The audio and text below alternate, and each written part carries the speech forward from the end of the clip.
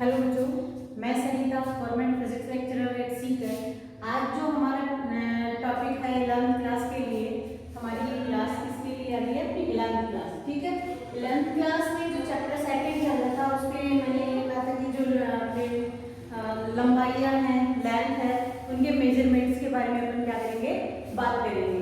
तो chapter number second, मात्रक व माप। देखो, मैंने मूल मात्रकों के बारे में, इनके बारे में आपको थोड़ा सा मापने के बारे में इस क्लास में बता दिया था। अभी हम किसकी बात करेंगे? लंबाइयों के मापन के बारे में बात करेंगे। लंबाइयों का मापन, मेजरमेंट किसके लिए चल रहा है? आपकी बात जो लेंथ है उसकी बात करेंगे। यहाँ हम बहुत ही छोटी जो दूरियां होंगी, बहुत छोटे अणुओं के लिए या उसके जो परिसर है उसके लिए, या बहुत दूर जो दूरियां हैं उनके बारे में क्या करेंगे, बात करेंगे। तो सबसे पहले जो हमारी आज का टॉपिक रहेगा उसमें लंबाइयों के मापन में हम तीन चीजों के लिए क्या निकालेंगे, लंबाइयों का मापन निकालेंगे। तो जो फर्स्ट है हमारा वो क्या रहेगा कि बहुत बड़ी दूरियों का क्या करना है, हमें मापन करना है। पहला क्या देगा? बड़ी दूरियों का मापन। बड़ी दूरियों का मापन का मतलब क्या होता है कि जैसे हम पृथ्वी पे हैं, चंद्रमा हुआ या कोई ग्रह हुआ, ठीक है, तो उन सब की हमारे से जो डिस्टेंस है वो कितनी है, वो हम इससे मेजर करते हैं। तो वो जो मेजर करते हैं, वो जो मेथड कहलाता है वो होता है लंबन विधि। कौन से मेथड से करते हैं? लंबन मेथड से हम क्या करते हैं, इसकी निकालते हैं। तो ये जो लंबन मेथड है वो है क्या? देखो, सिंपली इसको समझने के लिए हमें क्या करना है, हमारी ये जो आंखें हैं इसका हमें पता है कि ये कितनी दूरी पे है, ठीक है। तो हम ये ले लेते हैं, पहले मैं इस चौक से आपको समझा रही हूँ कि मैंने अपनी ये एक आंख बंद कर ली और फिक्स यहाँ तक, जैसे अपन फिक्स एक्सटेंड रखेंगे, अपनी डिस्टेंस यहाँ फिक्स रख लेते हैं। तो पहले तो मैं यहाँ पे इसको रखूंगी एक आंख को बंद करते हुए, और फिर मैं इसी को ले जाती हूँ, इस यहाँ पर ले जाती हूँ, ठीक है। तो मेरे पास कैसा कुछ बन गया, यहाँ से इस तरीके से ट्रायंगल शेप में बन गया, नहीं बन गया कुछ, हमारे पास क्या बना, कुछ ऐसी शेप बनी, ठीक है। ये शेप मैं किसके लिए बता रही हूँ कि अगर पास में है वो एग्जाम्पल देखें, वहीं अगर हम जो लॉन्ग डिस्टेंस है उसके लिए अगर फॉलो करवाएं तब क्या कहेंगे कि ये हमारी दोनों क्या आ गई, आंखें आ गई, ठीक है। तो इसको मैं किसी पॉइंट से कर दूं, ये लो मैच कर दिया, ये हमारी क्या है, आंखें हैं। और यहाँ जो भी ग्रह या चंद्रमा जो भी हम ले रहे हैं उससे डिस्टेंस निकालने के लिए एक तो ऐसे, और ये जो दोनों बिंदु है हमने उनको क्या कर दिया, मैच कर दिया। अभी यहाँ कोई ना कोई तो एंगल बनेगा या नहीं बनेगा, हम इसको जो नाम है वो क्या दे देते हैं, ओ ले देते हैं, और ये ए और ये क्या गया, बी। इन दोनों की जो बीच की डिस्टेंस है वो क्या ले ली हमने, बी ले ली, और ये जो डिस्टेंस है वो क्या ले ली हमने, डी ले ली। अभी हम बात करें बहुत ज्यादा दूर होने का, मतलब ये जो डी वाली डिस्टेंस है बहुत ज्यादा बड़ी होगी ही नहीं होगी। अगर हम बात किसकी करते हैं, b अपॉन डी की अगर बात करते हैं तो इसकी वैल्यू क्या आ जाएगी, एक से बहुत ज्यादा कम, ऑलमोस्ट जीरो के ऊपर आ जाएगी, यानी कि बहुत ही छोटी आएगी, किससे, 1 से। अभी ये हमने क्यों निकाला कि भाई इससे हमें ये मालूम चल गया कि ये जो एंगल बन रहा है वो क्या है, बहुत ही कम बन रहा है। ये जो एंगल क्या ले लिया हमने, थीटा ले लिया, ठीक है। तो ये जो एंगल है उसको क्या कहा जाता है, लंबन कोण कहा जाता है, ठीक है। तो यहां से हमारे पास लंबन कोण का जो वैल्यू आ गई वो हमारे पास क्या जाती है, बहुत ही कम आएगी। और हमें क्या देख लिया कि b अपॉन डी की जो वैल्यू आई है वो क्या है, बहुत ही एक से क्या आ जाएगी, बहुत ही कम आ जाएगी। तो यहाँ से हम क्या लिख सकते हैं, हमारे ये समझ में आ गया कि अगर इन दोनों की रेडियस के रूप में या कुछ ऐसा लिखते हैं, ये किसके लिए मैंने समझने के लिए कहा, इससे हमें ये समझ में आ गया कि ये दोनों हैं, ये बहुत कम है हमारे पास, इसकी कंपैरिजन तो बहुत कम है। इसको अगर देखा जाए तो इस तरीके से लिख सकते हैं, नहीं लिख सकते, यानी ये जो B है इसकी वैल्यू इसकी कंपैरिजन में बहुत ही कम है, और ये प्रैक्टिकल में भी हमें पता है कि बहुत ज्यादा दूरी है और जो हमारी दोनों आंखें हैं उसके डिस्टेंस के बीच में। तो इससे ये समझ में आ गया कि ये और ये ऑलमोस्ट क्या हो जाएंगे, इक्वल हो जाएंगे या नहीं हो जाएंगे, हमारे पास दोनों इक्वल हो गए। अभी हम इससे क्या समझ सकते हैं कि वो जो हमने रेडियन वाले यानी कि समतल के लिए अगर बात की थी क्या कोण बराबर क्या अपने 4/त्रिज्या वाले फॉर्मूले से चलो जाए, तो यहाँ से हमारे पास क्या समझ में आ जाता है कि थीटा इक्वल्स टू ऊपर क्या लिख सकते हैं, B/D लिख सकते हैं, यानी D इक्वल टू क्या आ जाएगा अपने पास B/थीटा। तो इस तरीके से जो भी जितनी दूरियां हैं हमारे पास, बहुत ज्यादा दूरियां हैं, वो डिस्टेंस इस जो लंबन विधि है उससे हम क्या कर सकते हैं, ज्ञात कर सकते हैं। और इसकी जगह थीटा की जगह अगर हमें जो एंगल्स पता है, अल्फा एंगल हो गया या अगर कोई बीटा एंगल दे रखा है, ऐसे अदर्स भी अगर कोई हमें एंगल्स के नाम दे रखे हो तो उसके अकॉर्डिंग हम क्या कर सकते हैं, उसकी वैल्यू निकाल सकते हैं। अभी यहाँ जो ये B है, ये क्या रख सकते हैं, किसी जो ग्रह से दूरियां निकालने के लिए बात करें तो उसकी मान लिख सकते हैं, और ये उसकी जो मेजर डिस्टेंस है वो आ जाएगी, और ये एंगल है वो क्या जाएगा, उसका मेजर पता चल जाएगा उसे। तो इस तरीके से हम वो बहुत दूर हैं उनकी हम क्या निकाल सकते हैं, हम नाप या जो कहते हैं कि भाई उसकी वैल्यू है वो निकाल सकते हैं।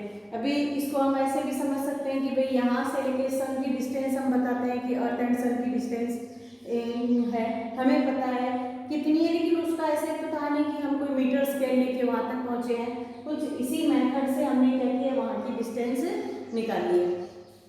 तो अब जो हमारा सेकंड है, सेकंड कौन सा होगा, मैंने कहा कि 3 इसके हैं, तो जो सेकंड मेथड है वो इसका क्या है, जो सूक्ष्म है अणु है उनके लिए बात करेंगे, और उसके लिए हम बात करेंगे सिर्फ एक छोटे से एग्जाम्पल के रूप में कि ओलिक अम्ल है, उसकी क्या निकालते हैं हम, उसका व्यास निकालते हैं, ठीक है, यानी उसकी रेडियस या निकालने के लिए कि भी कितनी मोटी परत है उसके लिए अपन क्या करेंगे, बात करेंगे। तो सबसे पहले ओलिक अम्ल के लिए ज्ञात करने के लिए हम क्या करते हैं, तो अभी हम क्या करेंगे, जो ओलिक अम्ल है उसकी जो साइज है वो निकालने की बात करते हैं। तो जो ओलिक अम्ल है वो ऑलमोस्ट 10⁻⁹ मीटर बरास का होता है। हमें इसकी साइज कैलकुलेट करनी है तो उसके लिए क्या किया जाता है, हम क्या लेंगे 1 सेंटीमीटर क्यूब, आयतन हो गया इसका, क्यूब का मतलब, तो 1 सेंटीमीटर क्यूब हम क्या ले लेते हैं, ओलिक अम्ल ले लेते हैं, प्लस उसको किसमें, अल्कोहल में मिक्स करके क्या बना लेते हैं, 20 सेंटीमीटर क्यूब का एक हमने घोल तैयार कर लिया, ठीक है। हमें फर्स्ट स्टेप क्या करनी है इसके लिए कि हमने 1 सेंटीमीटर क्यूब का ओलिक अम्ल लेके वो किसमें मिक्स किया, हमने अल्कोहल में मिक्स किया, और उससे हमने 20 सेंटीमीटर क्यूब का क्या बना लिया, एक घोल बना लिया।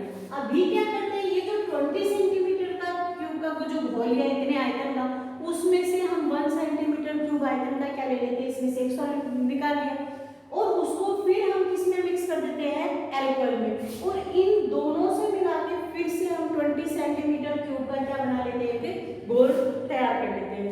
अभी हमारे पास यहाँ देखो एक भाग हमने किसका लिया था, अल्कोहल का लिया था, टोटल कितने हो गए 20, यानी इसकी सांद्रता कितनी है, 1/20 है, ठीक है कि 20 में से 1 हिस्सा किसका आ गया, ओलिक अम्ल का। अगर यही बात वापस करते हैं तो ये जो अपने पास सॉल्यूशन बना है उसकी सांद्रता, ओलिक अम्ल की सांद्रता कितनी आ जाएगी, ओलिक अम्ल की सांद्रता हमारे पास कितनी आ जाएगी, कितना उसका भाग हो जाएगा, 1/20 × 20 हो जाएगा, टोटल ये 20 और ये 20 मिलके 20 × 20 सेंटीमीटर क्यूब का क्या आ गया, यानी कि ओलिक अम्ल है पर सेंटीमीटर क्यूब के अंदर। अब क्या करते हैं हम, अभी यहाँ तक मेरे पास सेकंड स्टेप कंप्लीट होगी, ठीक है। अब हम क्या करेंगे, एक बड़ा सा पानी का क्या ले लेते हैं, कोई बर्तन ले लिया हमने, कुछ इस तरीके से क्या ले लिया, कोई बर्तन ले लेते हैं, ये इसमें क्या भरा हुआ है, हमारे पास पानी भरा हुआ है, यहाँ क्या है, पानी है। अभी हम क्या करते हैं, इसके ऊपर जो लाइकोपोडियम है, पाउडर है, उसकी क्या बना देते हैं, इस तरीके से ये एक परत बना देते हैं, ठीक है। तो ये जो परत है वो लाइकोपोडियम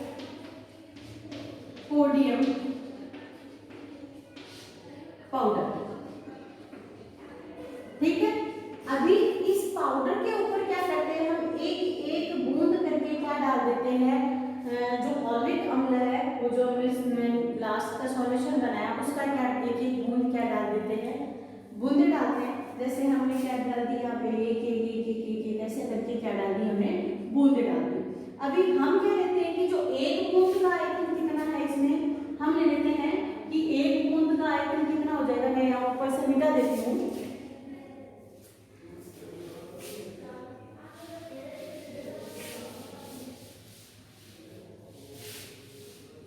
हम क्या मान लेते हैं कि एक बूंद का आयतन कितना है,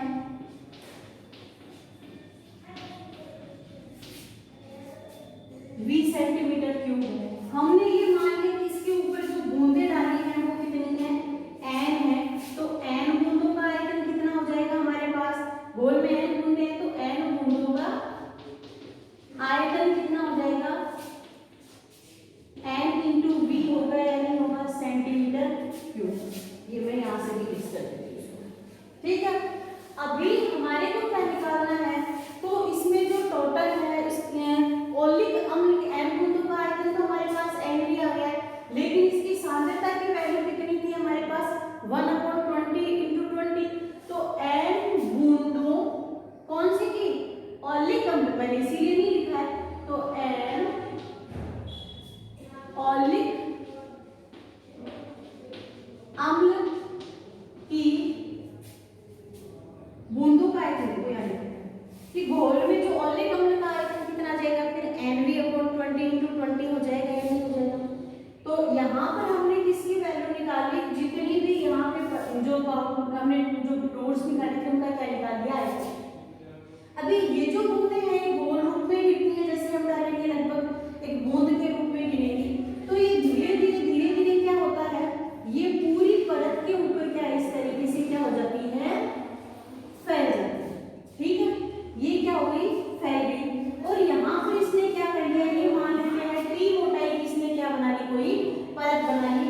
ये जो मोटाई है उसकी तो क्या है टी, और इसका जो एरिया है वो क्या जाएगा अपने पास, एक। तो ये ओलिक अम्ल की ही तो हमारे पास परत बनी है। तो ओलिक अम्ल है, ओलिक अम्ल की परत की मोटाई, ये जो लेयर बनी है उसकी क्या निकालनी है हमें, मोटाई क्या ले लेते हैं हम, टी ले लेते हैं। अभी ये कैसे निकालेंगे, ये ऐसे निकाल सकते हैं कि इसका जो टोटल वॉल्यूम था वो क्या कर देंगे, अगर एरिया है तो हमारे पास क्या आ सकती है, ये मोटाई आ सकती है। अब इसको कैसे समझेंगे, इसको ऐसे समझ सकते हैं, आयतन क्या होता है, एरिया इंटू क्या, वॉल्यूम क्या लिख सकते हैं, एरिया इंटू क्या, जो भी हमारे पास अगर डिस्टेंस दे रखी है, लंबाई हो, चौड़ाई हो, विड्थ हो, डेप्थ हो, उसके अकॉर्डिंग कर सकते हैं। यानी कि आयतन इक्वल टू क्या लिख सकते हैं, क्षेत्रफल इंटू चौड़ाई, ऊंचाई, लंबाई, जो एक बीच का बचा हुआ हो, क्योंकि आयतन होता है लंबाई गुना चौड़ाई गुना ऊंचाई, नॉर्मली हम ये लिख ही सकते हैं। तो यहाँ से हमारे पास क्या समझ में आ गया कि हमें आयतन का तो पता है, एरिया है ये इसका ये हो गया, मोटाई हमें ज्ञात करनी है तो क्या लिख सकते हैं, यहाँ पर हम क्या लिख सकते हैं, n बूंदों के लिए लिखेंगे कि आयतन अपॉन क्या लिख देते हैं, इसका एरिया। आयतन अपॉन हमारे पास क्या जाता है, एरिया आ जाता है। तो यहाँ से जो आयतन है, वॉल्यूम है, उसकी वैल्यू क्या है, NV/20 इंटू क्या जाती है, 20 आ जाती है।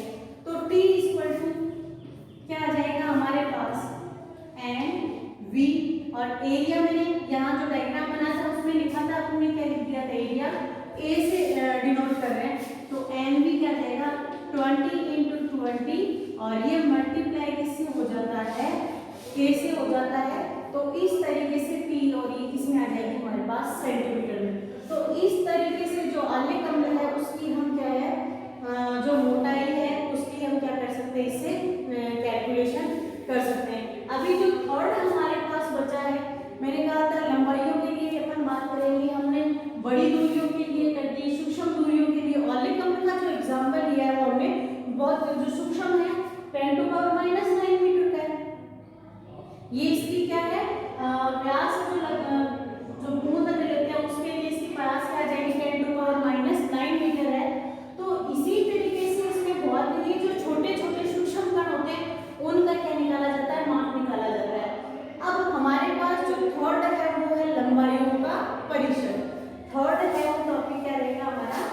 लंबाइयों का परिषद।